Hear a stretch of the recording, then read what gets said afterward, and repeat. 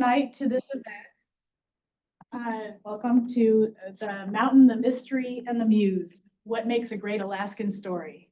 And thankfully we have three wonderful guests, Alaskan authors with us that are also faculty at UAA and APU. But before we get started with that discussion and the introductions, I'd like to invite Ray Ball, the Dean of the Honors College, and so much more. For the land acknowledgement. Oh, thank you, Deb. Nach Indinu, welcome. We are currently on the land of the Eklutna Dena'ina people. And one of the things that I think of as the seasons transition is this is a time of cultivating togetherness, of bringing together our resources. And I think this is what our faculty authors will do for us tonight in showing us how to write a particularly Alaskan style story, right? And so one of the things that comes to mind is stewardship, right? And how we steward our relationships with each other and how we steward, how we take care of this land and pay tribute to the Eklutna Dena'ina people who have been caring for this land, for the waterways, for the airs that we breathe, for time immemorial. So please take a moment to reflect on that. And I'm very excited to hear from our panelists tonight. Thank you. Can I mention Book Week? Yeah. Are you going to do that or are you going to do that? Oh, feel free to. Okay. I also want to say that this event is the opening event for Alaska Book Week, which takes place the first full week in October, but we kind of start in early. And Alaska, there is a website for all the other events, which include recorded Zoom events as well as live events. It's alaskabookweek.org, so that's pretty simple. And we are, this is part of Alaska Center for the Book. And we have information back there on that table about what Alaska Center for the Book does and stickers and flyers and things like that. So help yourself on your way out. So thank you for being here. And I'd also like to add a thank you to the Alaska Library Network for supporting us with the food and so much more. I go to. Okay, so I'm Deb Mole. I'm a librarian here, and I love organizing these events to bring people together, to have wonderful discourse, to hear different opinions, and really to provoke some thought and inspiration. And I'm honored to have you three as my guests today. So I'm going to go ahead and introduce our panelists. Dr. Martha Amore teaches writing at the University of Alaska, Anchorage, where she achieved her Master of Fine Arts in Fiction. She also holds an interdisciplinary studies PhD in creative writing from the University of Alaska Fairbanks. Her books include In the Quiet Season and Other Stories, and Building Fires in the Snow, a collection of Alaska LGBTQ short fiction and poetry, which was a finalist for a Lambda Literary Award. Beyond the world of writing, her main joys in life are spending time with her family and friends, plus exploring Alaska with her two amazing sled dogs. Check in with her at marthaamore.com, and that's Amore, AMORE.com. Welcome.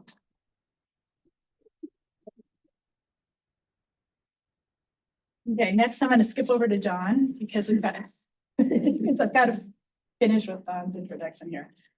John Messick teaches writing, communication, and literature at Alaska Pacific University. He is the author of the book Compass Lines, Journeys Toward Home, published in 2023 by Porphyry Press.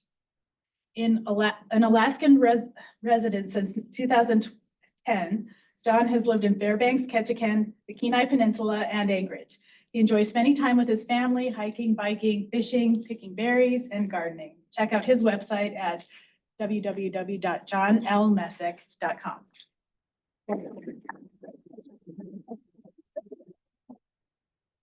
Now, this is a very fun introduction. What does Don Rearden have to say about Don Rearden's? An AI chatbot that secretly ripped from all his books would tell you in his voice that if you're looking for a Pulitzer Prize winner, you're in the wrong tent, cabin, or burning igloo. But if you're looking for someone who spent more time covered in moose blood and fish slime than fancy clothes, then you found your furry man. He would tell you he writes about Alaska because, let's be honest, he can't even pretend to write about anywhere else. He's a writer who somehow convinced people that growing up in a Yupik village, watching horror novels and listening to elders tell scary stories counted as research. When he's not busy writing novels that will likely never get published or stories that make readers cry in places they didn't even know they had feelings, he teaches college students how to write using only emojis. He has been known to lure unsuspecting audiences into believing Alaska is both a magical wonderland and a mosquito-infested nightmare, depending on his mood. Rumor has it he only writes because he never got over playing make-believe, or he grew up too fast and never had a chance to play pretend, and is trying to make up for a lost childhood. Everything is a choose-your-own-adventure, so you decide. More silliness at www.donrearden.com.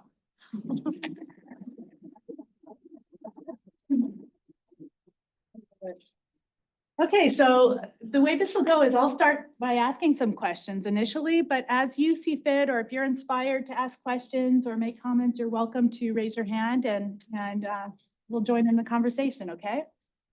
So first, I'd like to know what inspired you to write stories. First, how did you get inspired? Yeah. Sure, I'm gonna, yeah, and Yeah. actually, yeah, turn that on, and because sometimes it's hard, difficult to hear panelists. I was inspired by Dawn. Martha too.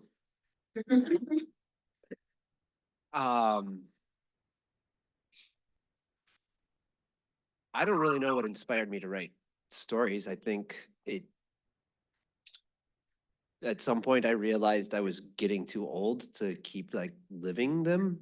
And I needed to pause, slow down long enough to like make sense of what I was seeing. There was this, when my wife and I about 12 years ago now hiked the Appalachian Trail. We walked through this section on the AT somewhere in Maryland called Gathland, which is a state park that was run, it was run by the state of Maryland, but it was at one time it is this bastion for a guy who had been a journalist during the Civil War. And on the wall in the interpretive center of this place, they had, I think his name was Townsend, George Alfred Townsend was his name. They had this quote, and it said, "I took 8 years out of my life, maybe 12, traveling the world and learning to see. For the eye of the writer, the eye is to the writer what the hand is to the mechanic." And that has always stuck with me as a reason to write. At some point, you have seen enough that you have to pause long enough to make sense of it.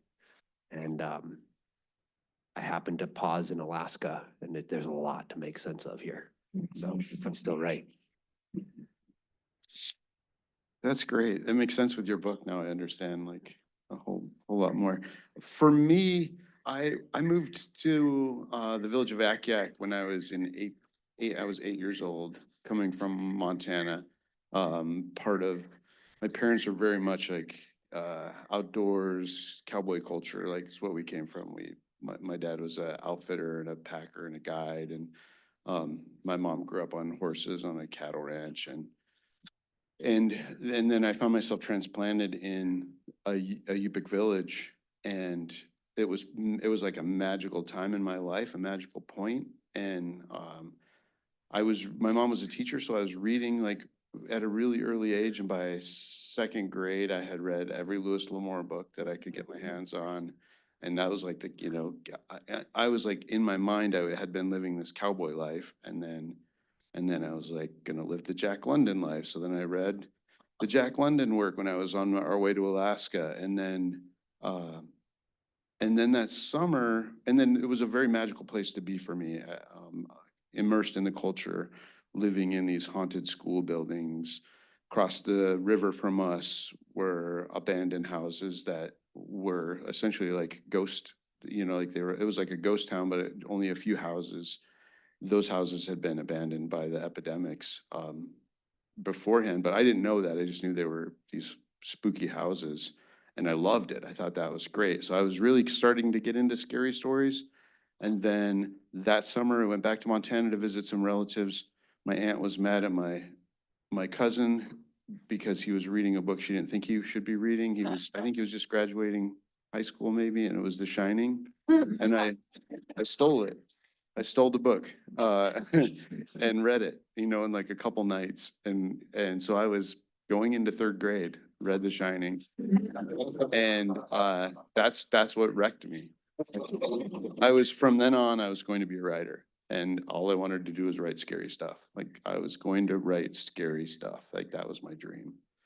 And so that just propelled me, in the next couple of years, I'd read every single Stephen King book I could get my hands on, and then went to Dinar Koontz, and like just down the list of scary stuff. That's what I wanted to do, and was writing from that age on.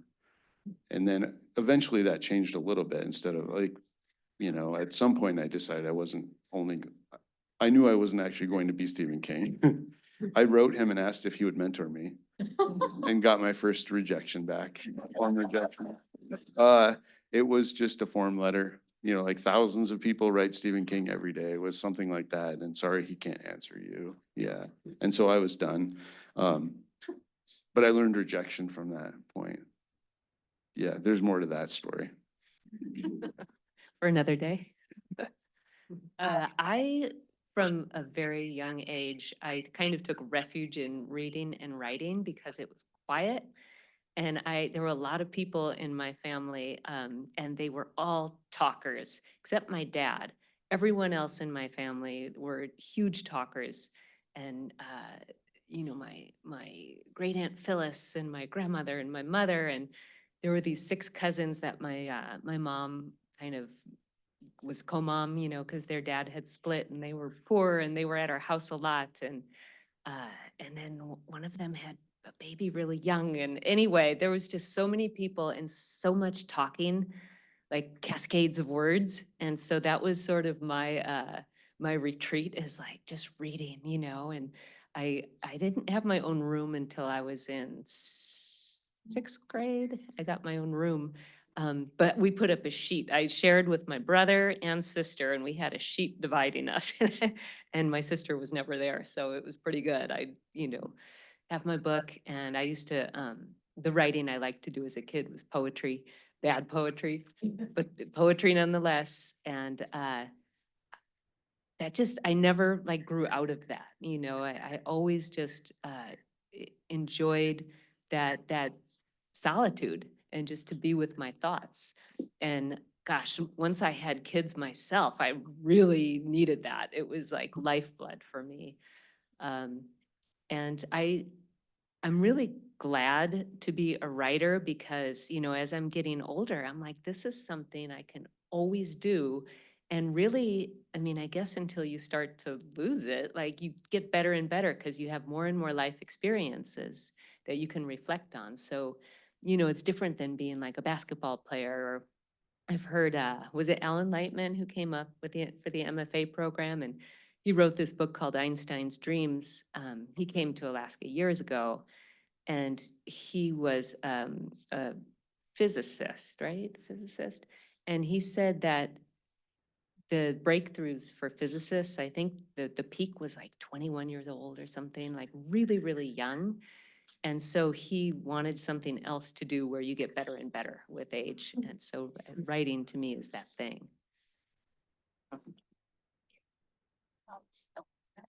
Okay, so, Question, you might want to ask it in. okay, so, now that we've got a little background, what or who do you consider a muse?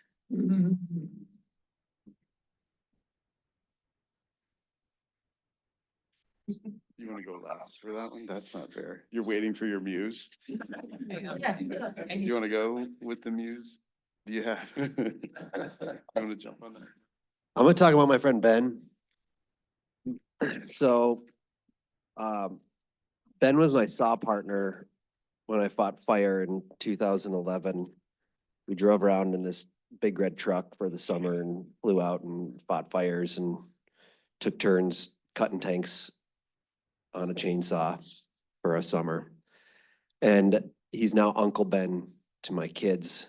He hasn't fought fire longer than I haven't fought fire, and is now a wildlife biologist. But a few years after we'd gotten to know each other and gotten to be very good friends, he sent me this letter in the mail. He'd been traveling in Nepal and he'd become a balloon artist. Made balloons, made balloon animals. And so he was also a paraglider in his spare time. So he was like paragliding. As far as I understood, the story that he was telling me about the traveling he was doing was he was paragliding around the Himalayas and dropping in to villages and like making people balloon hats. Which I thought was like maybe the most brilliant way of traveling that anyone could ever devise. And somewhere in the midst of this, he did this silent meditation retreat. And after this meditation retreat, where he didn't talk to anybody for like 15 days, he decided to write me a letter, and clearly had a lot to say. It was like a 37-page, like just this super, super thick letter.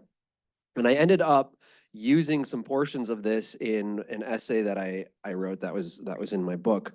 And when the time came to like, okay, we're getting down to deadline. I've written this. This was the essay that I was really struggling with. I knew that I had something that I really wanted to say about my experience fighting fire. I knew I had something I wanted to say about masculinity. I knew I had something I wanted to say about friendship and about the Alaskan landscape.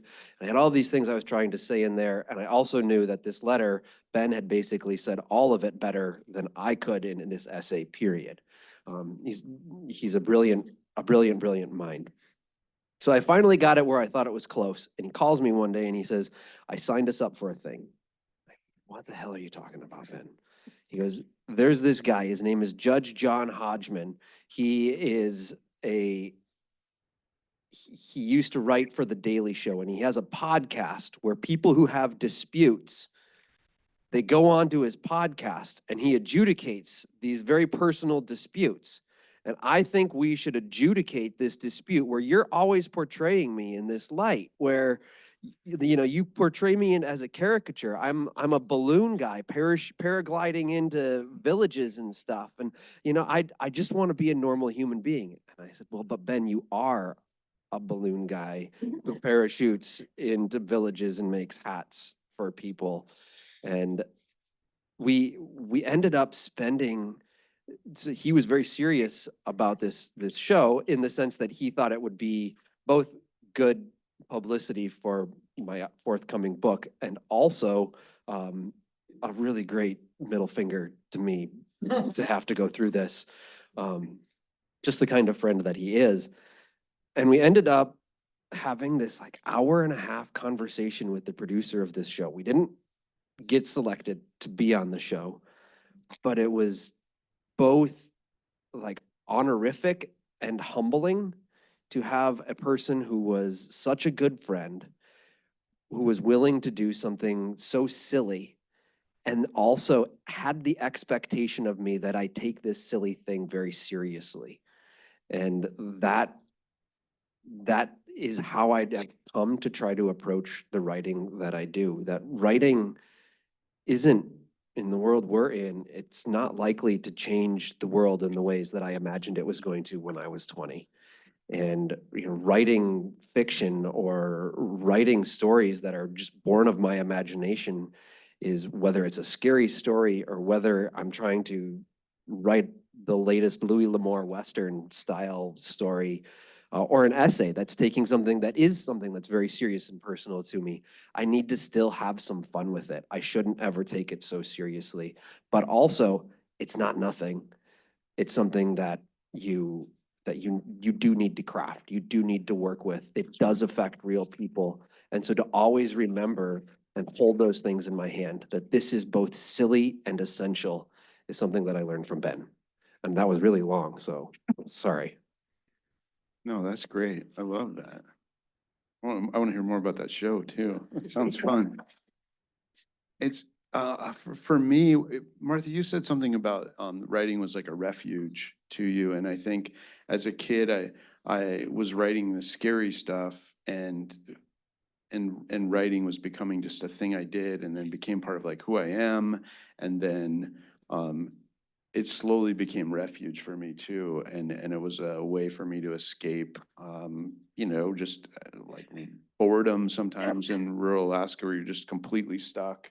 I think it was a way for me to like start to deal with the stress of some of the insanity happening around me, just of loss and grief and losing friends through the ice, just things like that. And so writing became this refuge. And then when I think about like how the muse part of it, I never even understood like where do the words come from or where do the stories come from. If I sit down, they start coming. I start seeing there's like visions to it, and I'm there in those worlds. And so there's the magical aspect to it that I know sounds kind of hokey, but I think there's something to it. I always joke that like writing's my drug of choice. And then just recently, like a couple of weeks ago, I was listening to somebody on NPR, help fund NPR so I can keep listening to these things. But they were talking about the science of things that bring you joy and pleasure are reduced pain as much as painkillers can. And I was like, okay, there's science behind this stuff, right? It brings me joy. I'm transported to somewhere else. I don't feel all the aches and pains in my body. And so I think that's part of the muse and the attraction.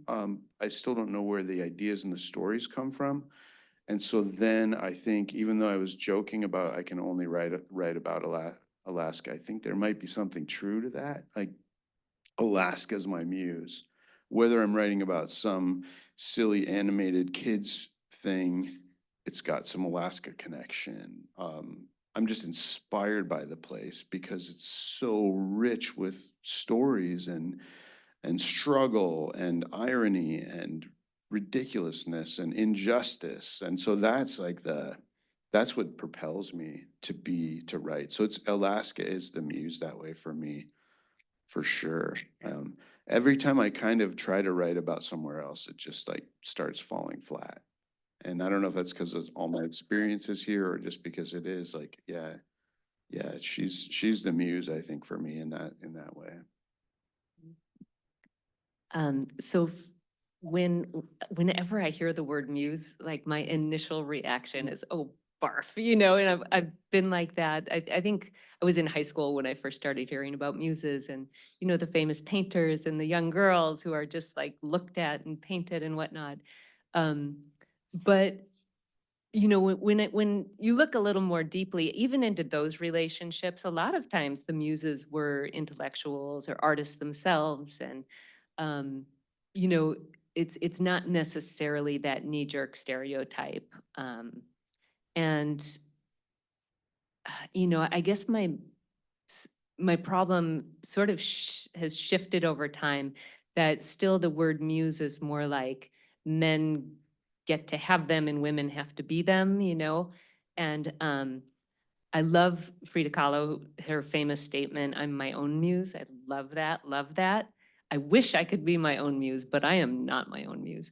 In fact, I kind of bore myself. But I do have muses, uh, and they're just really interesting people, John, kind of like your balloon man. And Alaska is the best place to meet these muses. There are just so many people up here who are really different. And so I think that's my Alaska connection, because I do usually write about Alaska. Somewhere there's Alaska lurking, right? And I think the mountains inspire me definitely, the weather, all of it, but I think it's the characters here that really make me want to write. And I have a sort of, well, these people just come through my life. I have a muse right now. I was telling Jesse about this muse who I started going to Irish music night probably, well over a year ago, because my mother had died and I never really got to like think about her and whatever. And so I just started going to the weekly sessions just to listen. And I would bring, grading or my books and just listen. And it's kind of a nice, like sad time for me. And there was a guy who was always getting people to set dance. And he would do this by like asking every single person in the restaurant, would you like to join the, set dancing? When traditional Irish set dancing is super complicated. So, my answer was always like, no, thank you, thinking like, definitely not.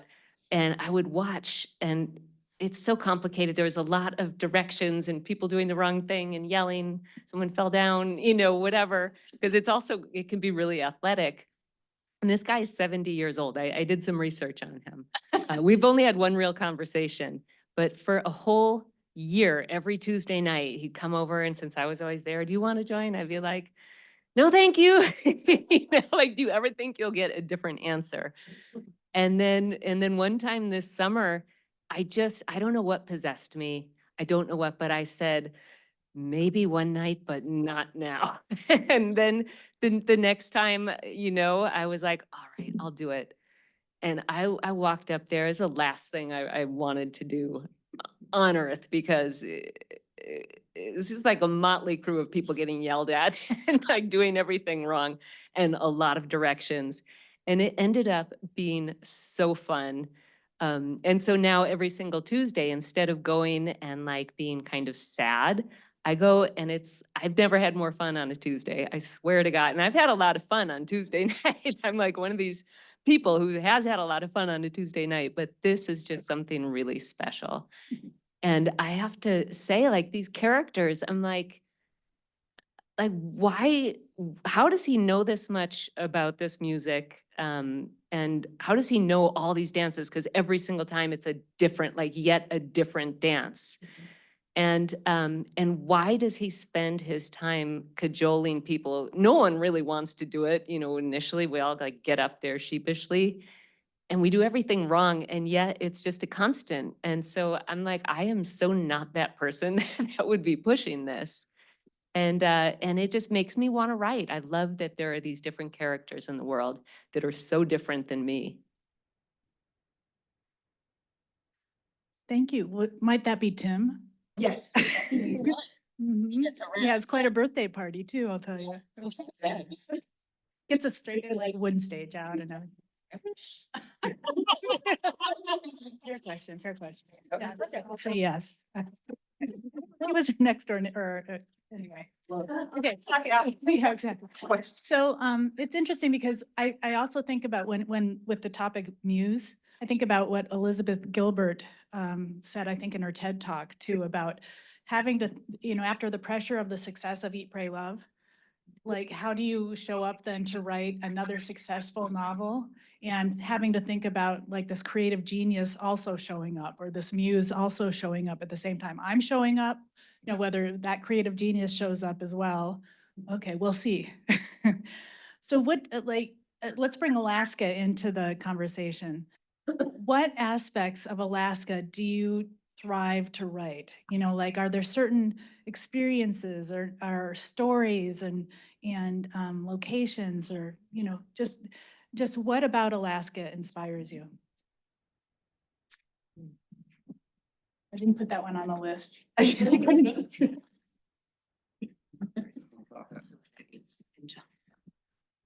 Well, if I jump back to the Muse thing, as soon as I said her, I was like, I think of Alaska as that, but not in the Muse sense of the guy who has the beautiful woman as the mother, right? That just there's so much richness where we live historically, and so if I'm thinking about it from, oh man, I don't even know how to approach this. You might have to come back to me. Not that it makes me like emotional, but there's something about the way the Alaskan stories come to me that doesn't make sense. And then they just start to haunt me.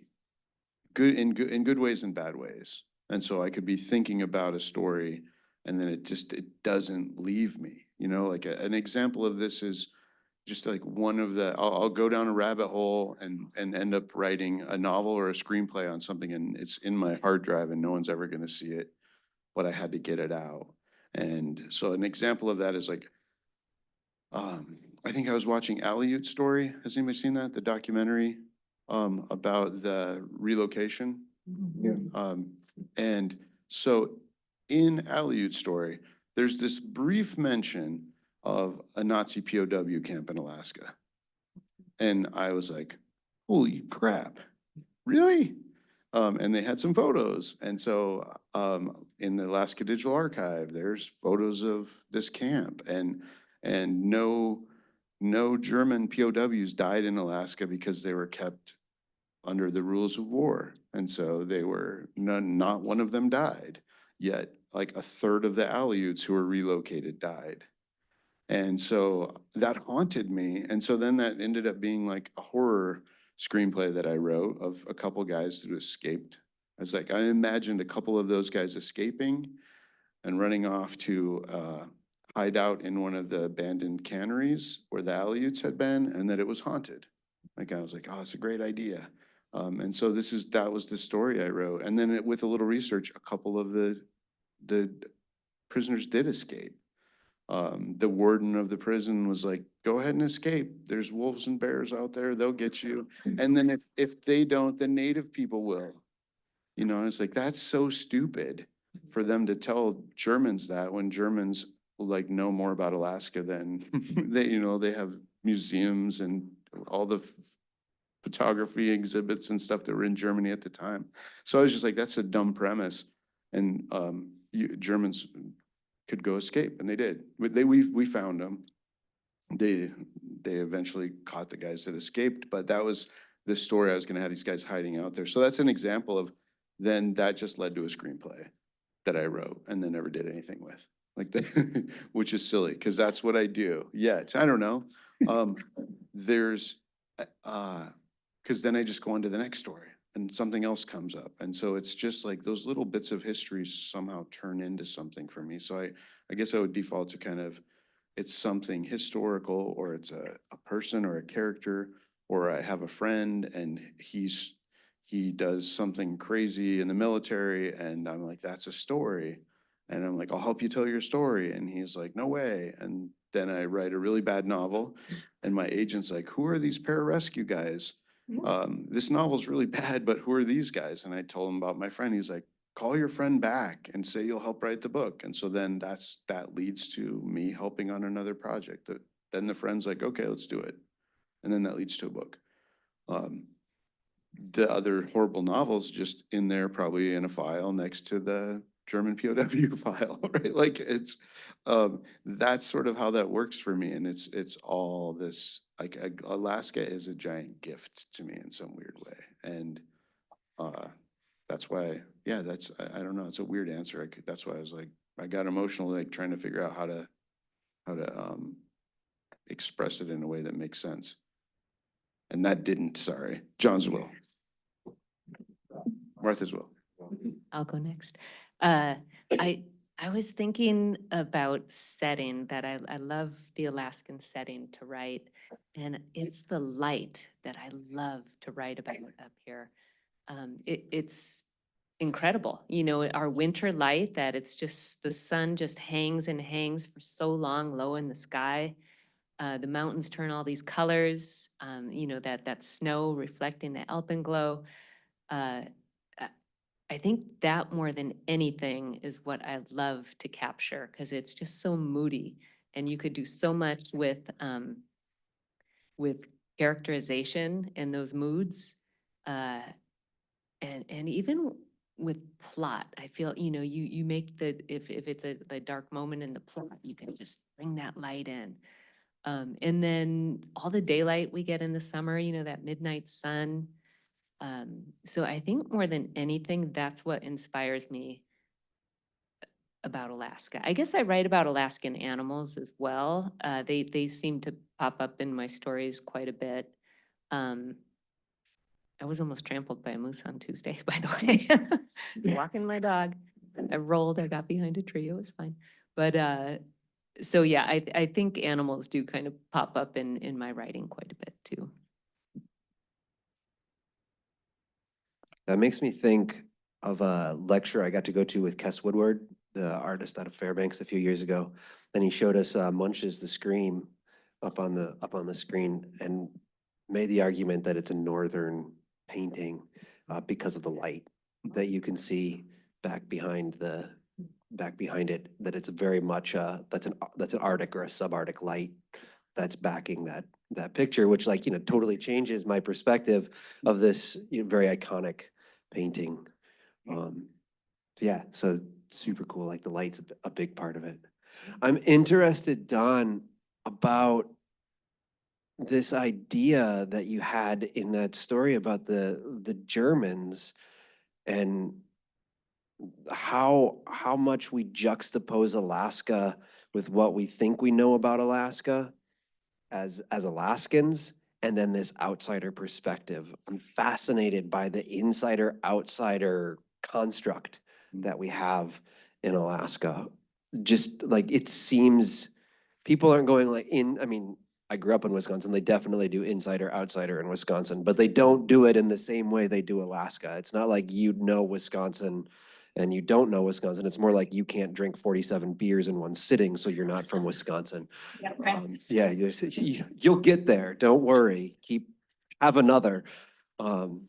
It's it's very much this.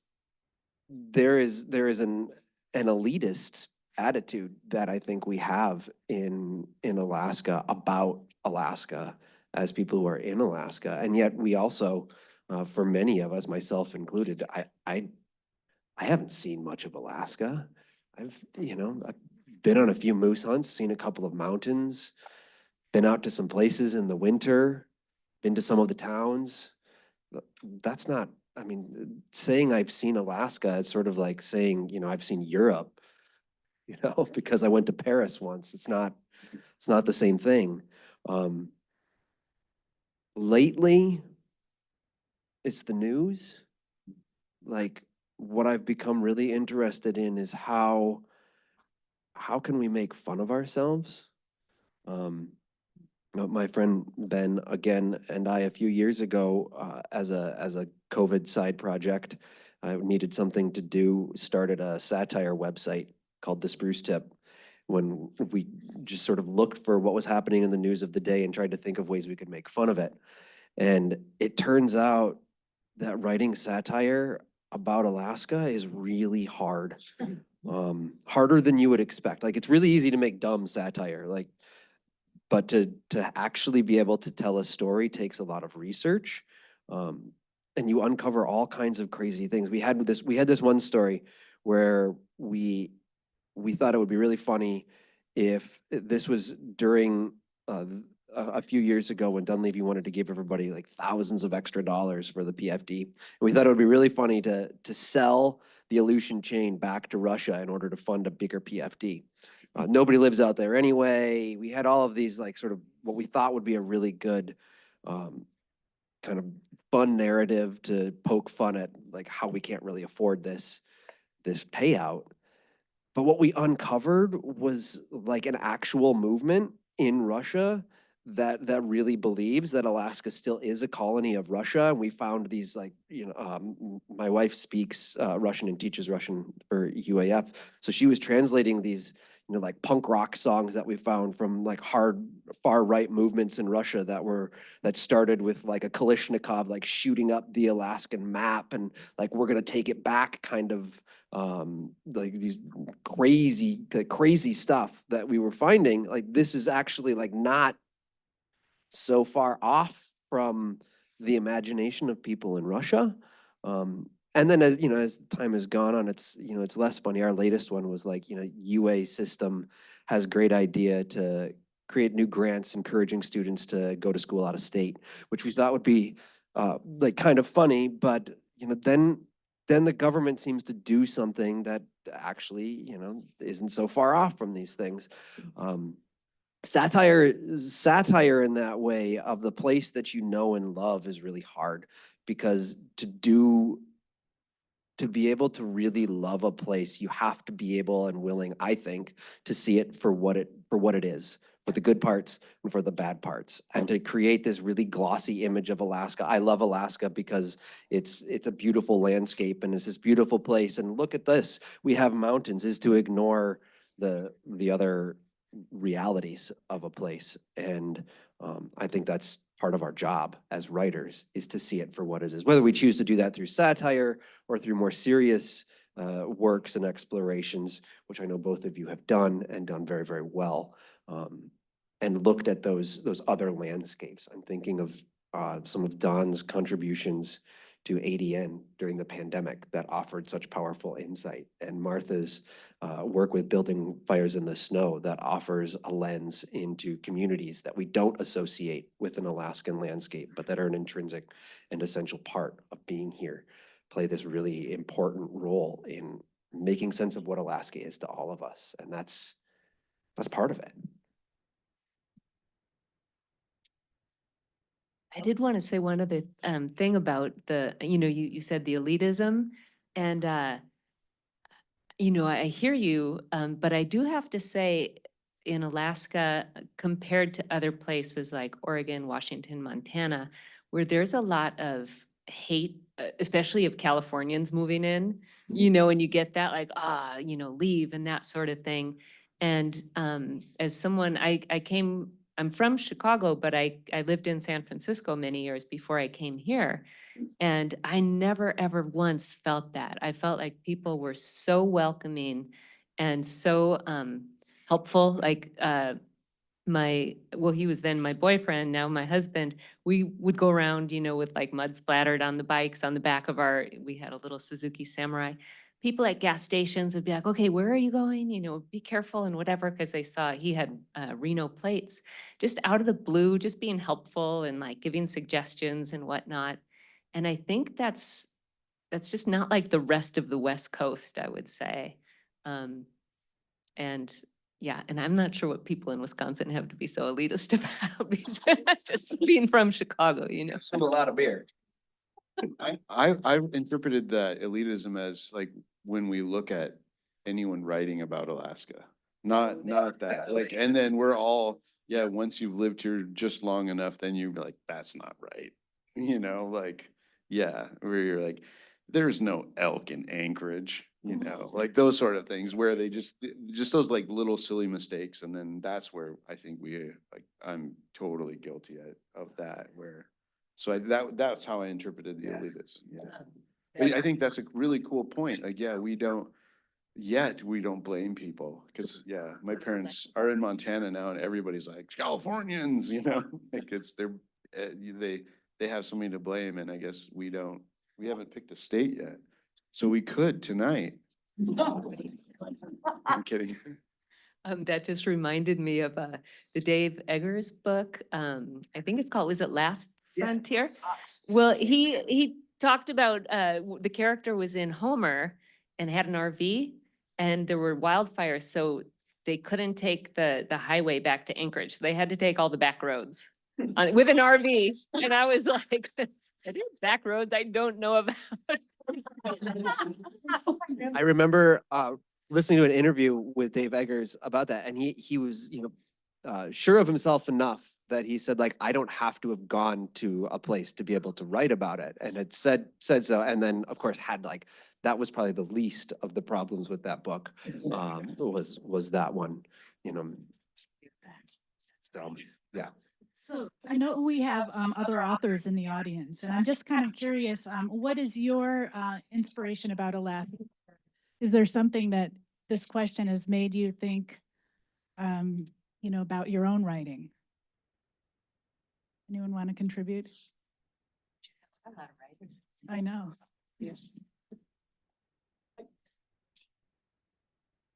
Thanks. My name is Jessica Cherry, and I think that the one thing I find inspiring, and I like to weave into my own writing, is just how the things that we do that are just ordinary, that are just like getting up and getting to work, would be like an expedition for some people in other places. And that I find builds strength of character. That's what I like. Wonderful, thank you. Anyone else? Okay, I agree with that. I love that. I was visiting a friend in Missoula and he's from Palmer. And I said, how's living in Missoula? He says, man, it's great. It's so easy to live here. And when people down south think of Missoula, they don't think of easy living when you associate Montana. But he's like, it's just such easy living. It's simple. You don't have to worry about anything. There's always a road to somewhere.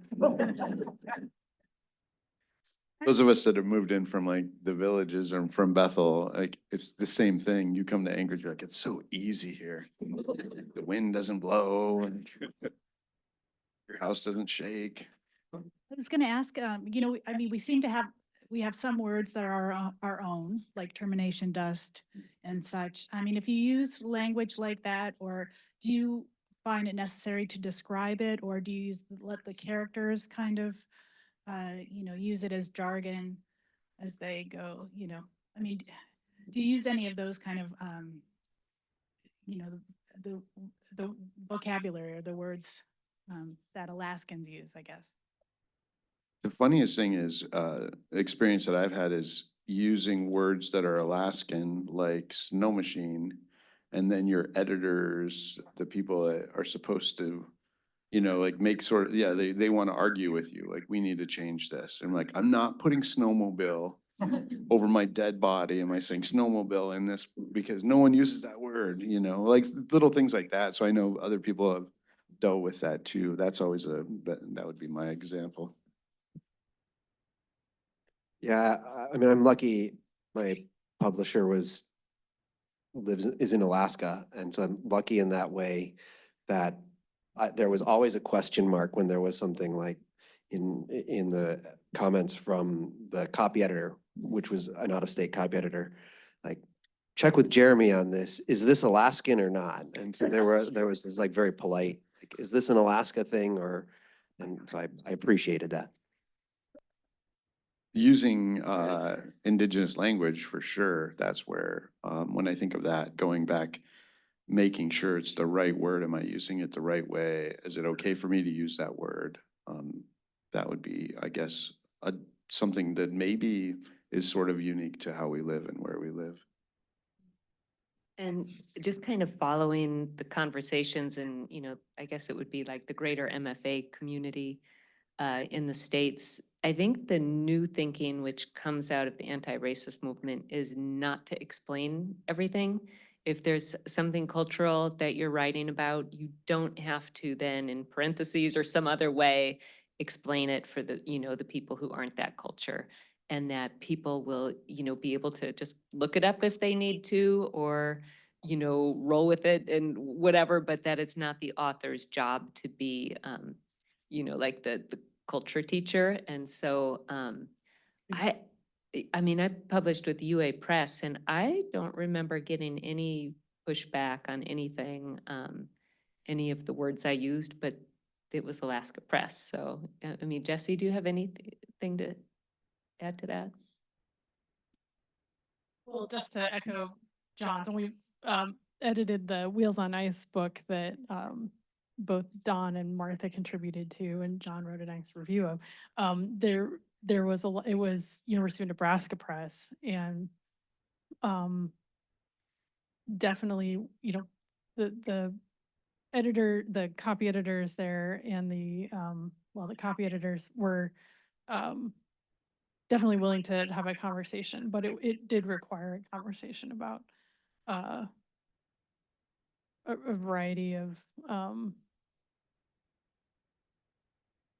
yeah, she's like, I've never had so many detailed conversations about what is appropriate language in a book like that, so it was definitely like thoughtfully, and they were willing to, flex to what was sort of maybe like the University of Alaska press standard, and having served on that board for a good decade now, I think that's thoughtful that they were willing to, again, university press in Porphyry's in-state press. So yeah, I think that's important that we don't want it to read like Hero of the Last Frontier.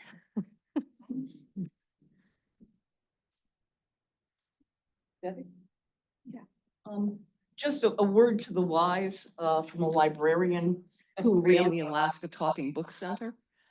When your book is being turned into an audio book, you need to make sure that you listen to it, especially the Alaska words. You listen to a book and they are talking about Tanana, but it rhymes with banana. Or they talk about the oil rigs pumping oil in Valdez. They're just, if you have an Alaskan book with Alaska terms, make sure you get some sort of audio review process going on. So it doesn't, nothing jingles an Alaska reader worse than hearing about Valdez.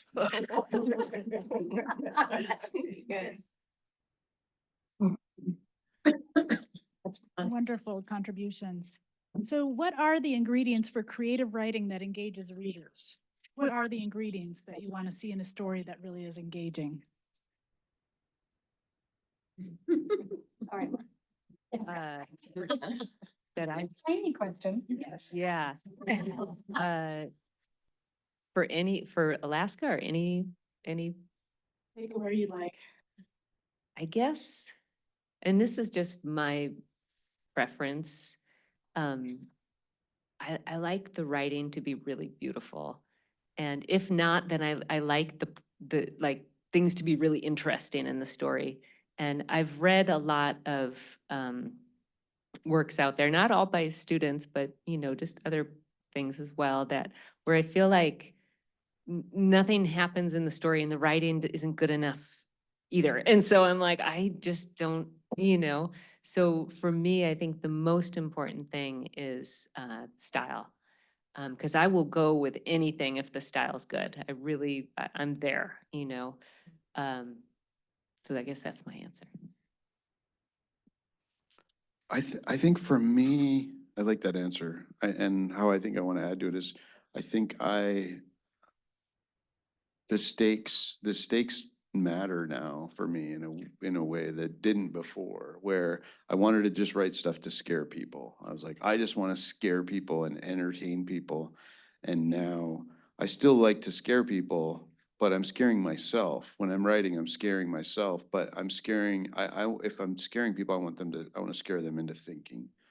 The stakes have risen. I don't know if that's because I've had kids or I'm just getting older. And I care too much, but the stakes have risen, and now the story has to have it's a character in struggle. I need to be there struggling too.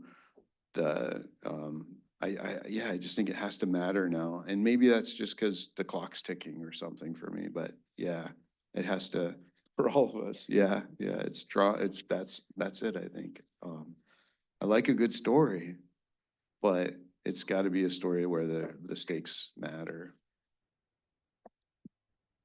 You mentioned Louis L'Amour. Gotta have good names. Names like Hopalong Cassidy and Utah Blaine. And I'm like, that guy had the best names. No, I'm in seriousness though, I mean he did seriously have great names in his stories. I think for me, I'm looking for that undercurrent of questioning that exists. Like I am skeptical of a novel. I'm skeptical of nonfiction. I'm skeptical of poetry that expresses something with certainty.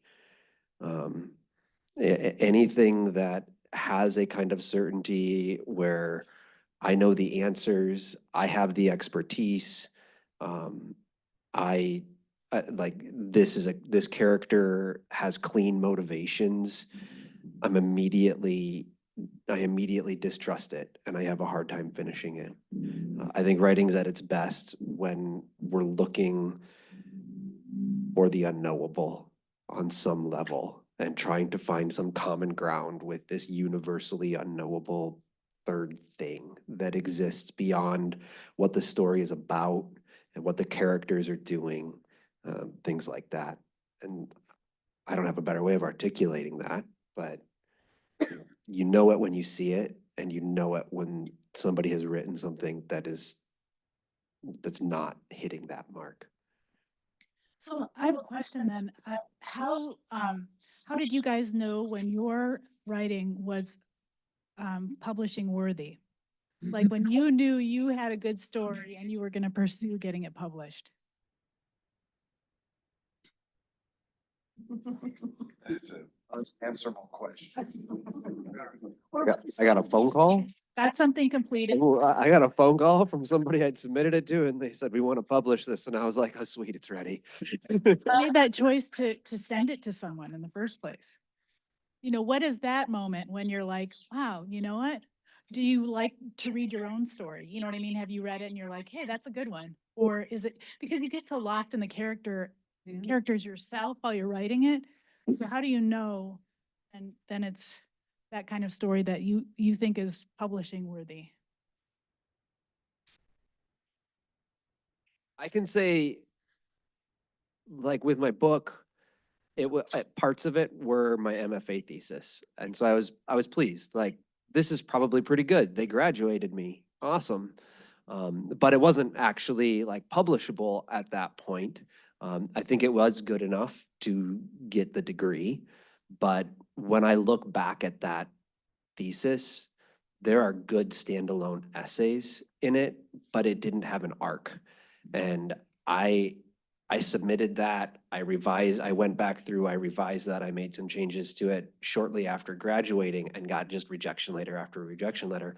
But what did happen in that year and a half or so after I graduated was I was also sending out a bunch of the individual pieces, thinking like, if I can show that the individual pieces got published, and they were getting picked up really quickly by a lot of different small places. And so I was like, well, the writing isn't bad, but something is missing. And then I kind of set it aside for a year or two. And then I had a kid.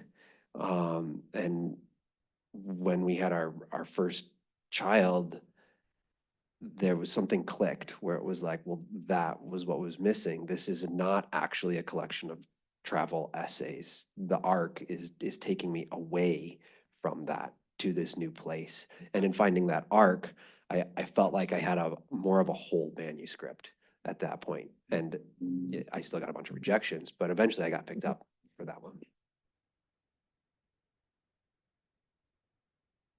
For me, Lucian Childs was my writing partner for many years. He moved away. He moved to Toronto, unfortunately, but we still kind of kept up through email. And I think with publishing, I have a sense of a story when I'm like, okay, I think this story is alive in some way, because a lot of my stories are not, sadly, like with your drives, you've got some material that's just kind of sitting there. I have a lot of that too. But if I feel like a story is working, what I have done in the past is have Lucian read it, and he's a really great reader for me, and give some suggestions, and then I'll fix it up. And I don't publish a lot in the literary journals because that's super hard to do. It's very competitive, and I don't have the time, or I don't want to spend my time sending out stories to all these literary journals. So it's not like I publish a ton, period. But when I felt like I had enough of a book together, then I sent it actually to Peggy first, and then UA Press, and I was really pleased it got picked up. If it hadn't, if you all rejected it, I think I would have just kept working. I would have found the weak stories and maybe, weaker and jettisoned, and I think I would have kept like beating that mule down the road. I'm really stubborn.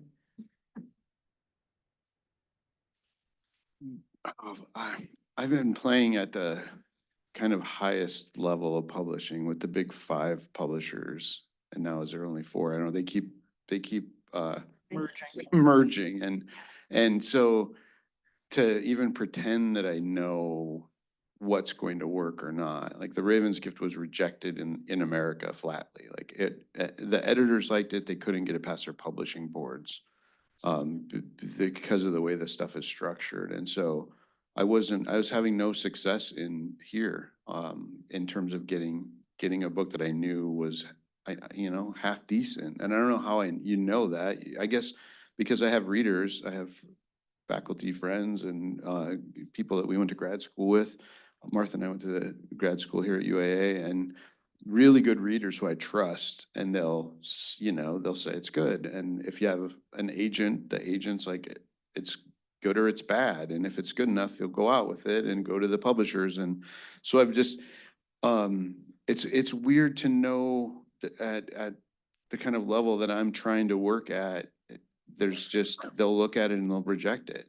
Not because it's not a good story, but because they're looking at marketing. And then if your first book doesn't do all that hot in terms of the way they see it, you know, like Alaska is so small that our population, it doesn't matter that a book is received well, that it's taught in schools. That doesn't matter at all. They just look at the big number and it's like not enough. And so then they're not going to look at your other work. It's a weird realm to be in. And so you just kind of keep trying. At least that's what I'm doing. And that's where you write a book and you're like, I think it's good. And people like, yeah, it's good, but then you can't get it published. And so that's a weird space to be in. I'm 3 novels in that haven't had it, you know, haven't been picked up again. What do you think about the self-publishing through like Amazon or some of the, aren't there some online? Yeah, I mean, it works for some people. It really works well. Yeah. I don't know. I think, yeah, I think I'm at the point now where I just want my stories out there, so I might just give them away on there. Yeah, and not even try to sell them, you know? Yeah, I'm gonna ask you all a question, because you're making me think about this. This on? Oh, I can talk pretty loud anyway. Oh, there we go. I feel like the attitude from people outside of Alaska is that all we write about are survival stories, or there's that genre of the woman who comes to Alaska as a young woman and it's really hard on her, but then she stays because she falls in love or something. And I feel like people don't know how many good writers we have in Alaska. And, you know, I put together Alaska Center for the book. And so I talked to a lot of authors and I learned this. And I was just wondering if you could maybe talk about some or mention some authors who you think really do like you capture Alaska or make Alaska look good, or that you really like. I'd just like to hear about that, or that maybe even have influenced you or inspired you. Well, I'll put a name out there. I love Rosemary McGuire's writing, and I think it's like she's the writer I want to be. And so I always carefully read her stuff. She's in Fairbanks. But she has an event next week. Here? Fairbanks. Oh, Solstice okay. Books. I saw that, yeah. Martha has this story in The Quiet Season. I don't remember the title of it, but it's this climbing couple. Oh, that's And great. it's such a great story that I think it takes the mystique of Alaska, it takes the cliches of Alaska, and it turns them on their head. And it adds that third thing, and it does it so well. Like, it's a story that can only really take place in Alaska because it's such a uniquely Alaskan community that it's writing about, but it's also like forcing us to look at that through a new lens, right? It's like, screw you, John Krakauer. And I love that. I love that twist when it does that. My favorite lately that I can't say enough good about is Lily Tazroiluk's book, Sivulik, Ancestor, which it's like the best revenge novel while also offering an indigenous voice that uplifts a moment in Alaska history that gets forgotten. So there's like a lot of things that are working on a lot of levels within this novel, right? It's not this narrative of gold rush to oil. It's, you know, it's looking at whaling. It's also looking at epidemics, but it's also looking at empowerment. And it's also just a hell of a good story. So those are two that have stood out to me lately.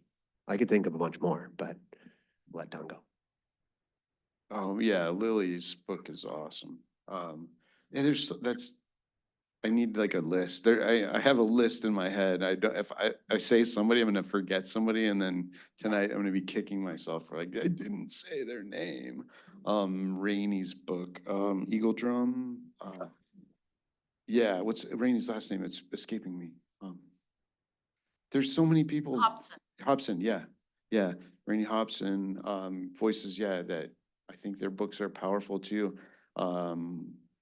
Overlooked writers, Chris Farman has some amazing Alaskan work, like capturing realms that we haven't even looked at. Turnigan is a great novel, like we live here, everybody should have to read it just to kind of get a sense of what this place was like. Just prose writing. Gorgeous prose writer, yeah.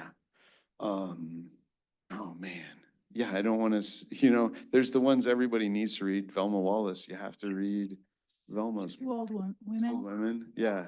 And there's a short film out coming of that, and then hopefully that'll lead to a feature film, yeah.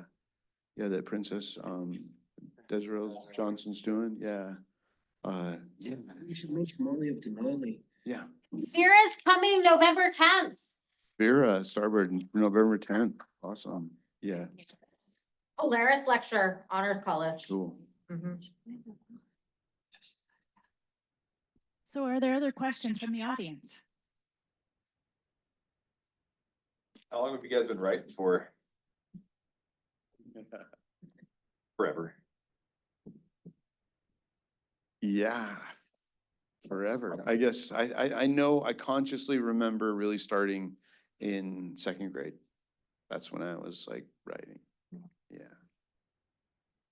What do you see as the impact of technology on writing, like AI? Could I just answer that question? How long?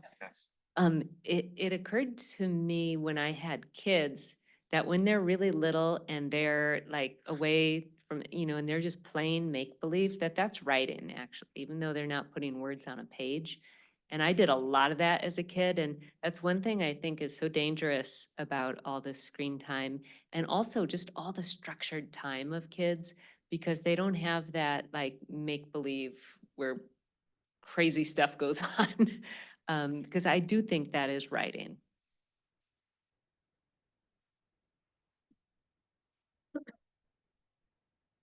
Yeah.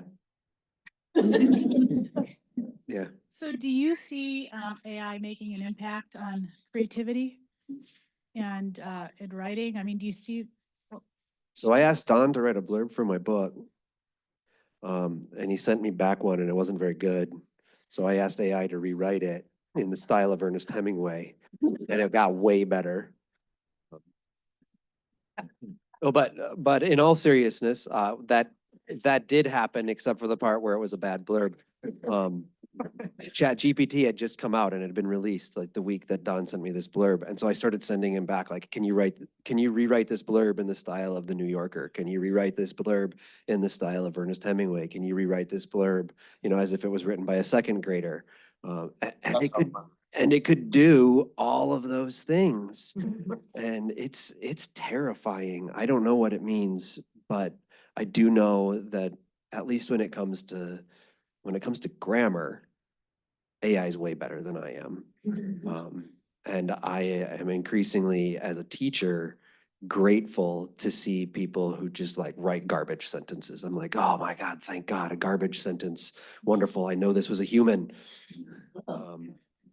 And I don't know what that means for creativity. I do know that the creativity of AI is pretty derivative and it sucks, but it can write good sentences. So it makes me think like if you asked it, can you rewrite Pride and Prejudice with the voice of an Alaskan? Oh, yeah. What that would sound like. Yeah. Yeah, it could do it in my voice. Yeah, because all my books have been scraped.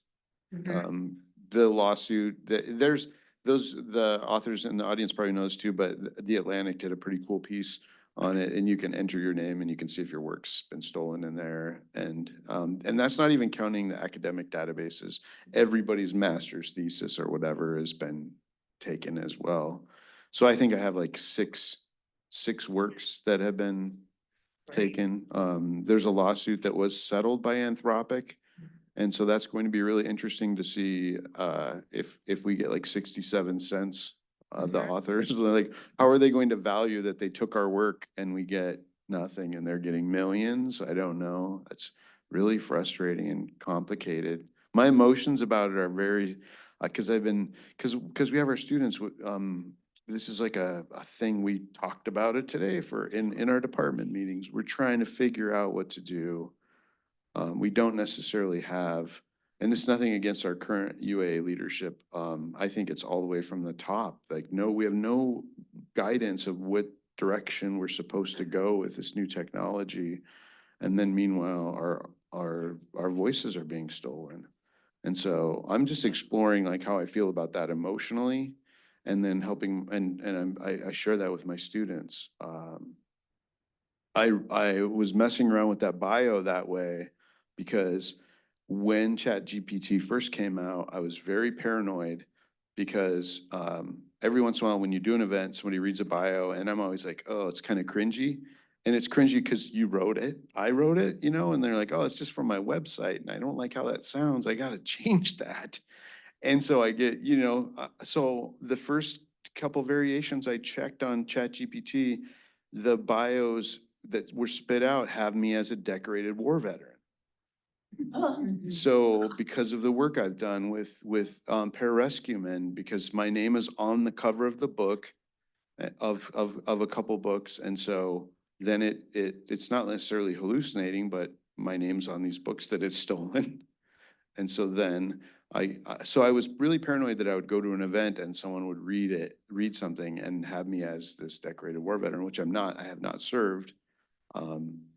And so I was kind of like, then I would have to take the mic and go like, hey, you took that off of ChatGPT and it's not true, right? Stolen valor. Because you are trying to have that. Yeah, and that's stolen valor. You have to correct them. Right. Fast forward to this last fall where I was receiving a prestigious award at a university somewhere. I won't say where. And they read a bio, and as they started to read it, it was like, Don Rearden teaches English at the University of Alaskan, Anchorage. I teach writing. And I was like, oh, and then it's like, Don Rearden is the chair of the writing department. I'm like, ooh, I haven't been chair for a while. And then all of a sudden it was like cold sweat. I'm like, oh no, this could be bad. And they said a couple nice things that were true. And I was like, okay, just end, like stop already. And then the next thing was, and you'll see how I bring a story full circle. And even Stephen King says that Don Rearden is one of America's literary gems. Yeah, in front of, all of these important people. And I didn't have a chance to take the mic and say, yo, really? And I wanted to like crawl in a hole and die. And all the people that are still there, for all they know, Stephen King thinks I'm awesome. I haven't got to have that talk with Stephen King yet. But I did write an op-ed about how Stephen King said that Alaska Quarterly Review was one of America's literary gems. And it got confused. Yeah, and so I'm also confused about this whole, like, how are we at this place now? And yeah, will that happen when I do get a Pulitzer? Just kidding. That email comes from Stephen King. Good answer.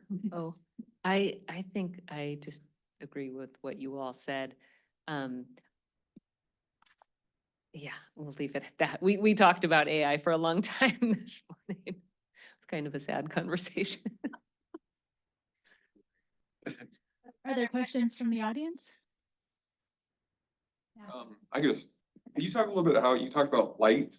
Can you talk about how you use that in writing?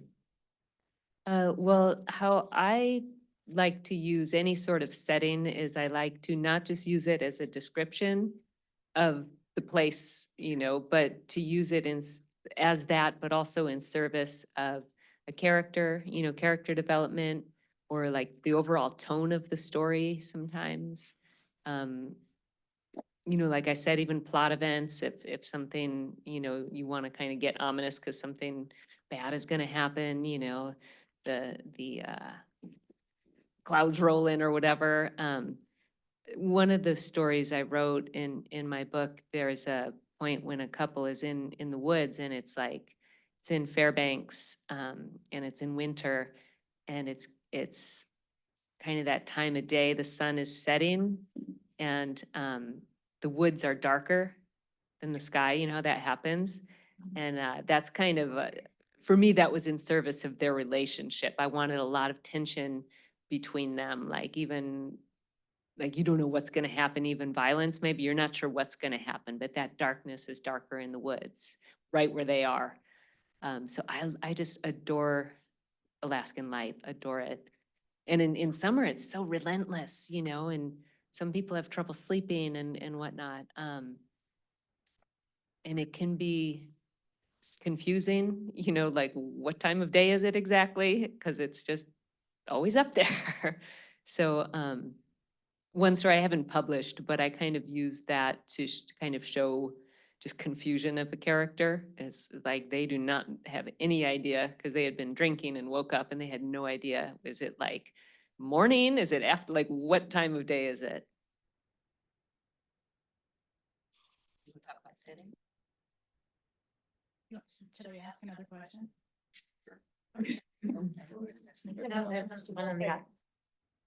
I just moved here.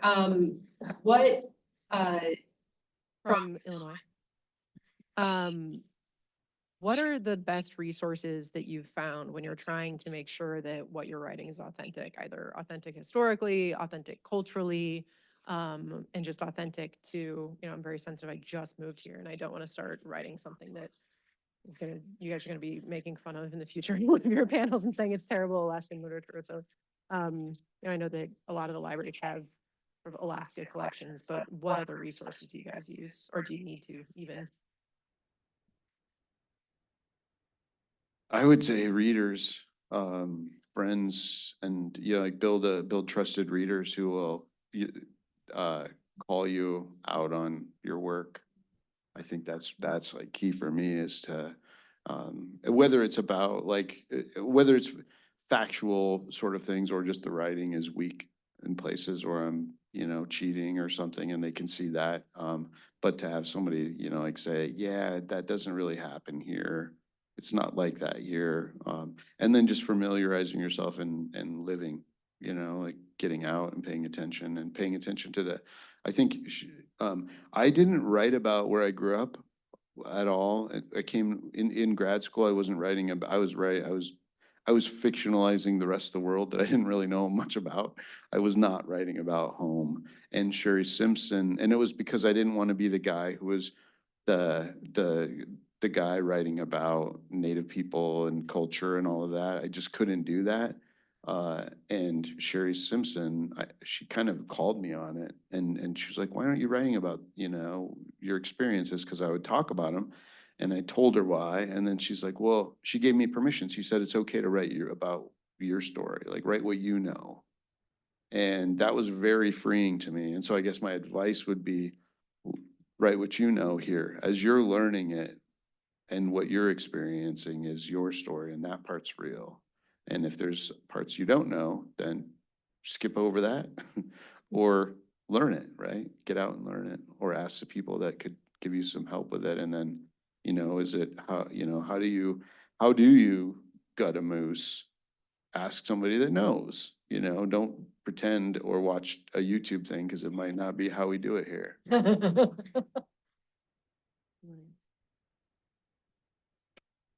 Yeah, I think write what you know, write your truth. But don't write, I think admit what you don't know, and avoid avoid the easy generalizations. We don't have that many trees.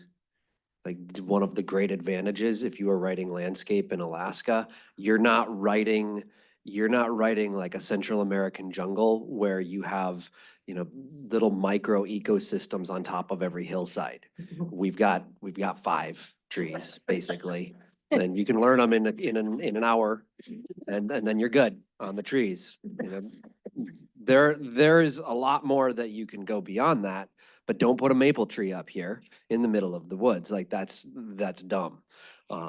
The other one that that at least for me, I think, and it stands out a lot when folks generalize with Alaska Native realities, particularly when you're talking about non-Indigenous people in Alaska. Alaska's a rich, diverse, enormous place. We have 223 federally recognized tribes, 22 language groups, be specific. The UAA, actually Alaska Native Student Organization, had a couple of years ago these 5 really great rules for writing about Alaska Native realities. And they were essentially to, you know, be specific, use names, get permission, double, triple, quadruple check. We're at an age and an era where if we are going to decolonize and have any kind of reconciliation, it's the responsibility of non-Indigenous writers to reach out, to get it right, to be specific.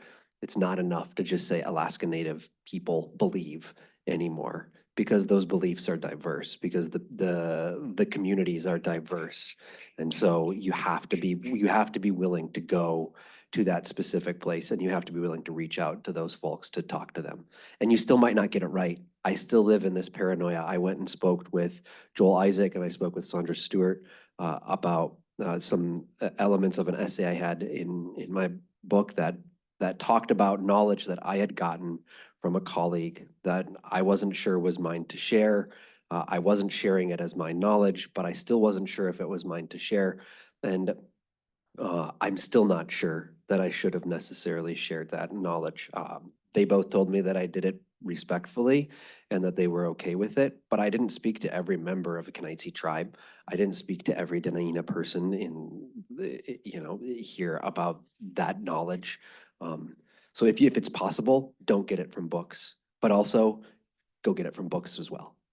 Hey, John, we have a palm tree in Spinard now. Yeah. That's right. 6. It's back. Where is it? Spinard. I know where in Spinard. 30th? What's back? The palm palm tree. tree. Oh, then we have like 200 For now. trees on campus. Right. 5 minutes. Let me just answer this one.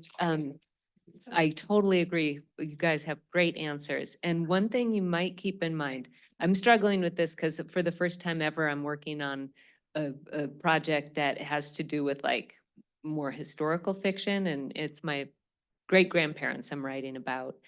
And my desire to write is much greater than my desire to do hardcore history research. And so, I'm doing some for sure. And so the way I'm considering handling the project is through metafiction, because I have a lot of family stories I just know from my mother, my grandmother, my great aunt. And I've done some research, but I'm thinking maybe of telling the story through a narrator who's researching. So then it just seems to me like a way that I give myself permission to be hazy about certain things or to be not sure. I mean, actually, a lot of their story is just like lost.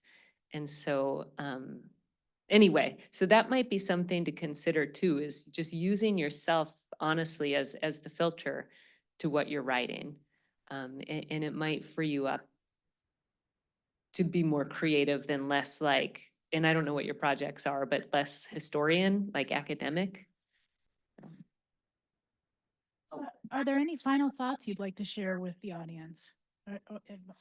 Current writers, future writers, any words of inspiration? What's the title? Keep doing it. Yeah, Oh. Mountain, the Muse, and the Mountain, the Mystery, and the Muse.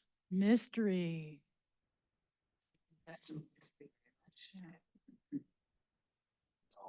It's All all, the- Your answers are Starting words. mystery. I guess the mystery is like, why do we do it? Right? Like, why are we here on a Friday night? Like, what brought you here? Why did we say we would do this? Why do we write? And then I think that for me, that's like part of the mystery. I mean, I think I tried to answer it, but it's what I think about often where, you know, like, why are you doing this thing where you're writing this novel that no one's ever maybe gonna read because you love it? And I think that's the mystery. And we love this place too. That's, you know, why we're here and why we're willing to get together. And so I mean, I seriously thought there'd be like 3 of us here. So undying gratitude for you coming and sharing your evening with us, and for, you know, it's an honor to sit up here with you two brilliant writers. So thank you. And thanks for helping put this together, Deborah. Oh, my pleasure. Anyone else want to have a closing comment? Or a song, maybe. Thanks, everybody. No, don't get me started on I Will Survive. We all join in. Well, anyone else want to add any words of inspiration or questions? Okay, go ahead. I just want to encourage our new resident of Alaska here to take their classes. I learned so much. And by the way, Lily Tazoila will be at the Wasilla Library on Tuesday night. I forget the time. It's on our website, alaskabookweek.org. So the Wasilla Library Tuesday night. Yeah, a quick question. I've been writing a middle grade fiction mystery novel for several years. And I was just wondering if you guys did any kind of critiques or anything like that, you know, in your off time. Do you accept anything like that? I would join the Alaska Writers Guild. And do you know about them? And Brooke Hartman, because she does children's books, like younger, but she would probably have a lot of great suggestions. Yeah. Think of anyone else? I'll plug the APU low residency MFA program. I'm faculty there as well. So if you're looking for long-term meaningful feedback on the project, or you have a project in mind and you're looking also to get a degree, that's the MFA degree available here in Anchorage as well. And it's good. And We they do good also work there. MFA for a day. Oh, yeah. Oh, we have to exit. We also have Jamie Bradbury, who's a like writer who works in that realm too, and could maybe give you a little bit of advice on that. Yeah. And then yeah, it's awesome. The Wild Inside. Thank you. Thank you all for coming.